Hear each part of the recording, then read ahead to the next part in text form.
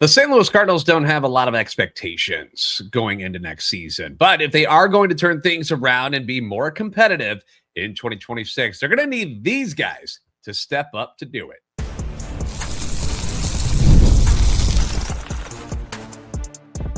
You are Locked On Cardinals, your daily St. Louis Cardinals podcast, part of the Locked On Podcast Network, your team every day. Hey there, Cardinals fans. I'm JD Hafron, a former national radio sports anchor, born and raised in St. Louis, a lifetime Cardinals fan. Welcome into another episode of Locked On Cardinals, part of the Locked On Podcast Network, now the #1 sports podcast network. Thank you to our everydayers for getting us to this point. If you're new to the show, welcome aboard. Hope you enjoy the content. This is a show that serves Cardinal Nation and gives you all the info about the birds on the bat. Today's episode brought to you by FanDuel. Before tip-off, check the FanDuel app and see what's dropping during NBA Happy Hour every Friday from 6 to 7:30 p.m. Eastern. Now on today's show, we're going to get you the latest news from around the league and how it affects the Cardinals. A couple of former Cardinals are heading to New York and have signed with the New York Yankees. But I want to touch on and focus that isn't something based off of rumors or just, your basic internet chatter. We've been doing a lot of that. We've been discussing and speculating about the possible trades of Donovan and Nolan Arenado and JJ Romero. It seems like forever. This holiday break that we've been on, there wasn't a lot going on. After the Wilson-Contreras deal, things have kind of screeched to a halt for the Cardinals. And for most of the league, there hasn't been a ton of stuff that's been happening outside of the Japanese players that have signed, which we'll talk about as well. But what about the guys that, and I feel like I haven't focused enough on this, the guys that we know are going to be with this team in 2026? What about them? Many believe that the Cardinals are going to have a really bad year, but what is really bad to us? Like when I thought about it, I'm like, what is really bad for Cardinal fans? Not being in playoff contention is considered pretty bad for us. Okay. We're used to more winning than losing over the years. So not being in playoff contention, that's pretty bad. Cardinals haven't been in the postseason since 2022. Last 3 seasons, they finished under 500 twice. That's pretty bad as well. And as lame as it sounds, at least they haven't had like this complete meltdown type of season, although 2023 was really, really rough. But they haven't had the meltdown type of season that, say, the Colorado Rockies or the Chicago White Sox have had to endure. But at the same time, it feels like a very loser mentality to be like, yay, we don't suck that bad. I don't want to be like that. I don't want to be like that. You don't want them to be like that. We shouldn't be thanking our lucky stars because we haven't lost 100-something games. That's awful. We should be holding our ownership and our front office to a higher standard than those guys. For the longest time, it was like in the movie Dodgeball. Here at the St. Louis Cardinals, we're better than you, and we know it. But they haven't been better than a lot of teams for 3 straight seasons. And so the shine has very much dimmed on this franchise in a major way. The team stopped winning. The fans stopped coming. But the renovation to get the team back to the way things used to be, it is underway. But it will take some time. So if certain things go well, maybe it won't be quite as long as we all think. You keep hearing names like, we'll try to be competitive by 2028. There is a way to get ahead of that, but certain people are going to have to step up. The organization has cleaned house in the front office, out with the old, in with the new, which I think a lot of fans were excited about. New voice, new face, Chaim Bloom, his teammates, fresh perspective on how things should be run in this day and age of Major League Baseball. The fact that Chaim has been here for a couple of years already, I think has helped accelerate what this rebuild is going to be. He's been behind the scenes evaluating and watching and learning and listening, has an idea of what this organization needs to get back on its feet sooner rather than later and do it in a way that is sustainable. At least that's the idea, right? Well, we'll see. We'll see if they do it the right way and it works, but that's the idea. And some of the players already assembled by the previous regime will still be key components to the eventual turnaround of this franchise. Now, this is not a complete tear down where, it is just trash all over the field. It's not. I think there are a number of guys on this roster that could still become solid to even star major league players that you'll end up combining with guys that Chaim Bloom and his teammates have brought in. The JJ Wetherholts, Liam Doyles, who obviously they're top 10 picks. They're supposed to be good. You expect a lot out of those, but other guys that are within the organization and prospects they've been bringing in that have a lot of upside. So, these are the guys that are going to be around to be the nucleus of what this team could be in the future. The first guy on the list that I think has the ability to become an absolute star in this league. I have sensed this since not 2025, but 2024. First full season in the pros, and that was shortstop Masyn Winn. There's not a lot to dislike about him. I love the look. He's got the look, young man, good looking dude, keeps himself clean, in shape. He's got the skills and maybe most importantly, the maturity to be one of the best shortstops in all of baseball. I think that's the one thing about him that I've been the most impressed with is the maturity that he's already shown at the ripe old age of 23. Defensively, we know he's elite already after winning that first Gold Glove this season. Incredible range, cannon for an arm, arguably the best arm, like infield arm in Major League Baseball. And we saw that this year he's also become smarter with when and if he should make certain throws, because a young player with that thunderbolt right arm, you feel like you can throw anyone out from any part of the field on any play. You just do. You trust your arm so much, and it's worked for you for so long that you feel like you can pull off anything, that you can just do magic. And just from the eyeball test last year, it seems like he's already got a firm grasp of when it's smart and when it's dumb to make certain throws, which is where a lot of the errors come from young players. It's, it's not so much fielding the ball. It's usually throwing the ball and being accurate and knowing when it's the smart time to gear up and let one rip, and when to put it in your back pocket and say, hey, let's not make this thing any worse. Let's just move on to the next hitter. And when you have, like last year, Wilson Contreras was a very inexperienced first baseman, his first time playing there. With Goldie over there, maybe you feel like you can get away with throwing certain throws more often than not. But when you have inexperienced guys like Wilson last year, and now you're going to have Alec Burleson seemingly at first base most of the time this year, has not played a ton of first base. Masyn is going to have to continue to be smart about those things and make the right decisions, because, you're also working with a pitching staff that doesn't have a ton of swing and miss, and it's not going to be easy to get you out of a lot of jams, by striking out people. Guys are going to put the ball in play against the Cardinals. This is something that we know that they've been susceptible to for a while now. So, those are just some things that I think Masyn has going for him. The offensive side, it's still a work in progress.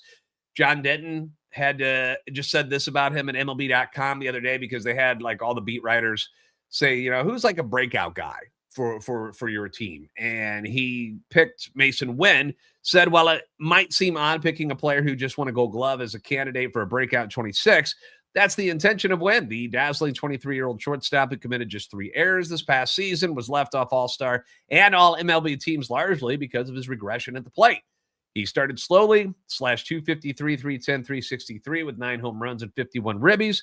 Winn's average exit velocity was 88.3, which was in the 24th percentile. Hard hit rate, 34.6. That's in the 16th percentile, which is bad. The lower the number, the worse it is. So he says that lagged badly. He is hopeful that an off-season knee surgery will help him be more stable and stronger at the plate. Now, one thing I could say about Masyn Winn is that I feel like they've never found what part of the lineup he belongs in. Like, he's not a leadoff guy. As much as some people want him to be, he just hasn't been that guy thus far in his career. The OBP, 310 last season, 314 the year before. He just doesn't walk enough to be a leadoff guy. 26th percentile of walk percentage last season, but his whip percentage was good. 79th percentile. Chase percentage, 63rd. K percentage, 64th. So there's room for growth and improvement. You see areas that he's pretty good at that should help his OBP to make him a bigger threat offensively and get him on base more, which would be nice because one of the things that I don't think people talk much about Masyn Winn is how fast the guy can be. 77th percentile in sprint speed. He should be, when he gets on base, stealing more bases. Now, the knee injury last year obviously slowed things down, but in his minor league career, the guy ran.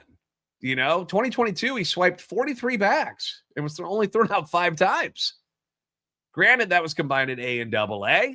Pitchers aren't as good as holding runners on. Catchers aren't as good at throwing. But at Memphis 2023, he had 17 steals, was thrown out just twice in 105 games. OBP that year, though, big difference, 359. You're on base more, which means you have the opportunity to steal more.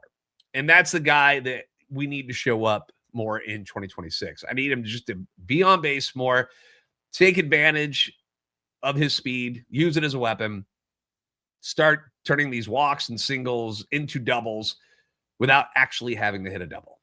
That's what I'm looking for from Masyn Winn. I don't care about the power numbers. I think he had 9 home runs last year. Is that where he was at? And I don't care about that. Like, I'm not interested in the home run numbers. That's not his job. His job, in my opinion, is to be on base more. Like, I feel like he could be a good number 2 hitter because of the ability to not strike out as much, to put the ball in play and not chasing as much. I feel like that's his thing. But we'll see. The Cardinals aren't going to be a slugging team. We know that. So you got to find other ways to manufacture offense, walks, stealing bags. That's a way to cause havoc on the base pass and turn your lack of slugging that your lineup appears to have this year and your lack of being able to hit extra base hits and turn those things into doubles. So speaking of stealing bases, I want Masyn Winn to run. My next guy who needs to step up led the team in steals last year and could be the key to unlocking a much more exciting and fun offense in 2026. We'll talk about him next on Locked On Cardinals.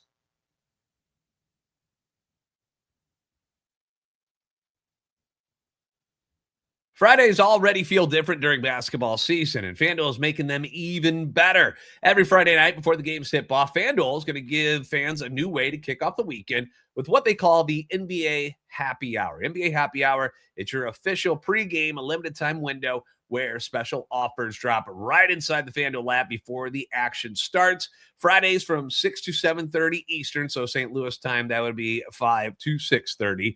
Have become appointment viewing with NBA Happy Hour. You open up that FanDuel app during the happy hour. It always brings something new, whether it's boosts, bonuses, surprises. Easy to check out the weekly specials before tip-off. Make a move before that window closes. It's right before the games, right before the weekend starts, so it's a perfect window to get in there. It adds a little extra energy to Friday night basketball without having to overthink it, right? We're not going to cramp your brain. Make it easy for you. So before tip-off, check the FanDuel app. See what's dropping during NBA Happy Hour every Friday from 6 to 7:30 p.m. Eastern.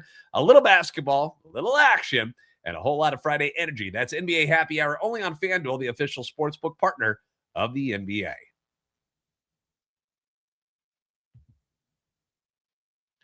Thanks for making Locked On Cardinals your first listen of the day, and thank you for making Locked On the #1 sports podcast network. You already live your team every day. Now take it up a level. Go ad-free. Join our Everyday Club today and get Locked On Cardinals with no interruptions. Members-only Discord access and more, all for just $5 a month. Or if you want to do annually, you can go $50 a year. Go to LockedOnSTLCardinals.supercast.com or check the link in the show notes to learn more. Victor Scott II, friend of the show, Victor Scott II. In fact, Victor was one of the first prospects I had a chance to interview when I started doing the hosting duties on this show. Super cool dude, had a great conversation, and he's been such a very interesting player to me, and I was always excited about him, not because he came on the show, which was great, but because, like most Cardinal fans, he reminds us of the 80s era of Cardinal baseball with speed and defense. Pitching obviously was a big deal, but when it comes to the everyday players, speed and defense, that's what it was all based around. And we cherished that era. You know, and I find myself all the time, there's different YouTube channels where you can watch old footage of the Cardinals, and I fall for it all the time. It'll be like, hey, we recommend this. And I'll go and check on it. Just the other day, I was watching, it was about the 1985 team. And I was like down a rabbit hole of Jack Clark information for whatever reason. I don't know why. It's just something I went down. And, but that time was just so good. And when you think about that time, you don't really think Jack Clark was great and all, but you think about the speed and the defense that the team had. For Victor, the closest comparison for me and guys from that era would be Cardinals Hall of Famer Vince Coleman, who burst onto the scene in 1985, won the Rookie of the Year award, ripped off 3 straight 100 stolen base seasons, and he was doing it while hitting at the top of that order for Whitey Herzog and the Cardinals. And Vince wasn't like some great hitter by any means, but when he did get on base, he was off and running no matter what. He was going to take off. It was just a matter of when. And nowadays, you know, they've made it so much easier for guys to steal bases because it's fun, it's exciting, keeps the fans interested, that things are moving. It shouldn't be such a problem. But the key to this, the first thing you have to remember is, like, you got to get on base first. Okay. The old saying is you can't steal first base. You know, Coleman only had an OBP of 326 in his 6 seasons in St. Louis. It's not very good. Nothing special about that. But when he got on base, he attempted 664 stolen bases and was pretty good at it. Successful 549 times. That's an 82% success rate. So there was no fear that, oh, no, he might get thrown out. He got thrown out plenty. He got thrown out a decent number of times, but because of what the offense was that they have, when you don't have a lot of sluggers around you, you got to create offense in other ways and take risks like that. And that's something that I hope happens with Victor Scott here in 2026. Now, Victor hit just 216 last year, 111 strikeouts, 42 walks, 33rd percentile in strikeout and whiff rate percentage. That's not good. Putting the ball in play more should help those numbers, but also getting the ball on the ground a lot more would help too. You know, Vince Coleman had the advantage of the turf fields back in the 80s. You know, almost every field was turf back in the day. Busch Stadium obviously was. So that would help him. You know, you hit the ball on the ground, it would be so fast, it would pick up speed, balls would get through the infield a lot easier. Doesn't happen as often with grass, but Coleman's ground ball percentage was at 48.5 while he was in St. Louis. Hit the ball on the ground, use your legs. Like Lou Brown in Major League. You should be putting the ball on the ground and legging things out. That's what you got to do. Victor last year, his ground ball percentage was at 34.3. Okay? That's not nearly good enough for somebody with speed that he has. 100 percentile sprint speed, by the way. You eliminate your greatest weapon when you hit the ball in the air that much. Now, his line drive rate was better than Vince Coleman's was back in the day, but the fly balls, no. You're not a power hitter. Hitting the ball in the air is not going to do us much good. So you need to hit the ball on the ground a whole lot more. Coleman struck out at a 16.1% rate in his time with the Cardinals. Victor, much higher, 24.8 in his first 2 seasons. Got to be better. He had a terrible time with the breaking ball last year. If he can improve on these things and get the green light to run wild whenever he's on base, never a stop sign, always green, run, then I think he could help unlock another fun layer to this offense. Like when Victor's on base, there's an anticipation as a Cardinal fan, at least for me. I don't know about you, but at least for me that, all right, he's going to go. He's going to go any second. Here he goes. And you got to get on first base first. You know, that's been the hard part. So we need him to be better. Get on base more. Get the ball on the ground more. Love the defense in center field. Obviously, that's fantastic. And I just want to see him run more. I don't care if you get thrown out. I want the threat always there. Always there. So you got to have somebody that is either batting behind him. You got to have somebody batting behind him that's going to be patient at the plate too.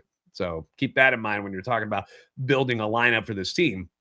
wherever you're putting Victor Scott in the order, that whoever's behind him has got to give him a chance to steal too. It can't be one of these guys who's always swinging at the first pitch because that just eliminates it. My next guy, basically, it's not that he has to step up. It's more that he just has to get healthy and stay that way. And that's my guy, Ivan Herrera. Everydayers know I'm a big fan of Ivan. He's the one guy in this lineup who, to me, he just looks dangerous at the plate. Look at this guy. Look at him. He just looks dangerous. And no offense to Alec Burleson, who has done nothing but produce the last 2 seasons, but there's just something about Ivan that feels different to me. And last year, he was that guy for the Cardinals when he was in the lineup. Held to just 388 at-bats last season due to multiple injuries. Still hit 284 with 19 bombs and 66 ribbies. The OPS plus of 136, slugging of 464, on-base percentage of 373.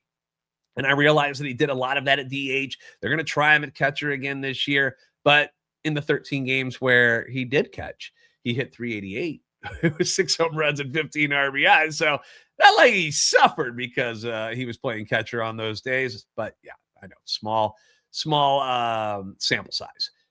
Baseball Savant page for Ivan Herrera is dripping with red. He is a slugger. He is that heart of the order bat that you can build around. So I just need him to stay on the field more. And if that means he can't play catcher anymore so he can stay on the field, then so be it. But I need that bat in the lineup 150 games. That's what I need. So learn to play first. Do the DHing. You can catch sometimes, but I'm not keeping you back there all the time. It's just the odds are you're going to get hurt. Look at Wilson Contreras, how many times he got hurt behind the plate. Like, the odds are not in your favor. And to lose that bat over and over because of catching injuries, I feel is stupid.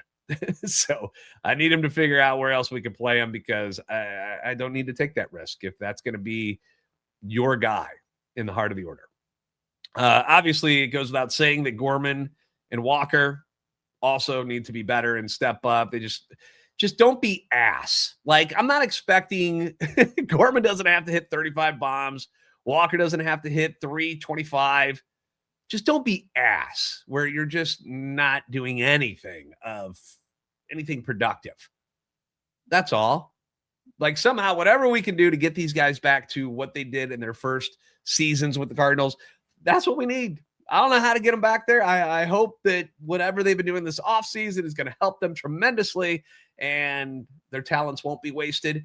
But it's been rough the last couple seasons. And it's just like, it's so bad. Like, it's not like, oh, they're just league average. No, like, they're way below it. Like, they got to be better. But there's no need to go into that too much because we all know this. This is not new. But assuming Brendan Donovan and Nolan Arenado get traded, you could see, and I was just kind of tinkering around with batting orders. You could see, we've heard Ollie mention that maybe Victor Scott could be the leadoff guy. Obviously, gotta get on base more. But you could see like Scott, Winn, Burley, Herrera. So you go left, right. And then you got combinations of Gorman and Walker and Newt. I'm just going to suspect that Newt's going to be back. Maybe he won't, but I'm going to assume that he will be. Okay. Wetherholt is going to be up on this team at some point or another, whether it's opening day or not. He will be there. Whatever they do at DH, so JC, are they going to use Jimmy Crooks as a DH some days, or they bring in somebody? There's a couple of different names still out there that I've mentioned before. Miguel Andujar, Starling Marte. You could go switch hitter guys. Yohan Moncada is still out there, switch hitter. Michael Toglia is a guy that was with the Rockies, former first rounder, switch hitter, hit 25 home runs in 2024. Last year was really, really bad. He's had some serious struggles, but he's also been in Colorado where winning isn't really happening. And it probably isn't a whole lot of fun to be playing there. Change of scenery guy, plays first base, plays outfield. It's somebody I would kick the tires on, that's for sure. I mean, is his swing that broken at age 27? Former first rounder. Cardinals are looking for pop. You want it cheap? How about a guy that struggled as much as he has? And, maybe they're the guys who can crack the code. I don't know if they got the guys to do that or not, but Why not? Why not take a look at it? JJ Wetherholt hit leadoff a lot last year in the minors, so you could go Wetherholt, Winn, Burley, Herrera, Gorman, Walker, Newt, your DH, and then Victor Scott is your normal everyday lineup. Obviously, room to tinker each and every day, which is the great thing about baseball. So just in my opinion, there's a lot of upside there, but obviously the floor is pretty low too. Okay, so that's the area you live in, though, during a rebuild. So give me your thoughts, productive discussion on these things besides, say Gorman and Walker suck. You don't have to yell that in the comment section, okay? We all get it. And that we shouldn't rely on them this upcoming season. Okay, we know. All right, you don't have to say the obvious there. But let me know below. What are some thoughts? How would you construct the lineup? News and notes coming up next. A former Cardinal All-Star headed to the Bronx. We'll talk about it next on Locked On Cardinals.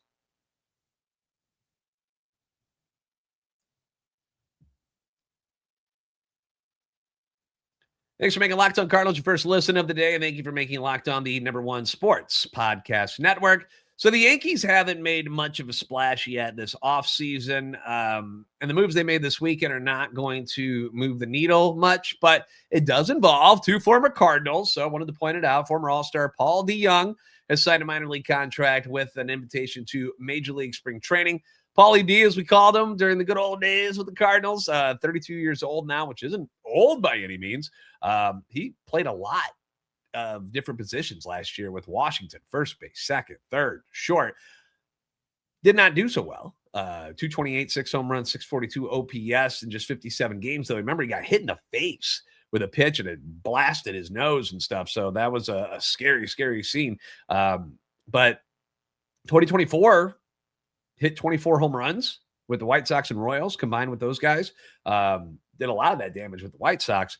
Cardinals, if you remember, got Matt Swanson in exchange for him back in 2023, who figures to be a big part of the bullpen this year. So that's a trade that so far has worked out heavily in the favor of the Cardinals. Now, the other name that's signed with the Yankees on a minor league deal is Adam Kloffenstein, also acquired in 2023 by the Cardinals from the Toronto Blue Jays, along with Sim Robertson in exchange for Jordan Hicks.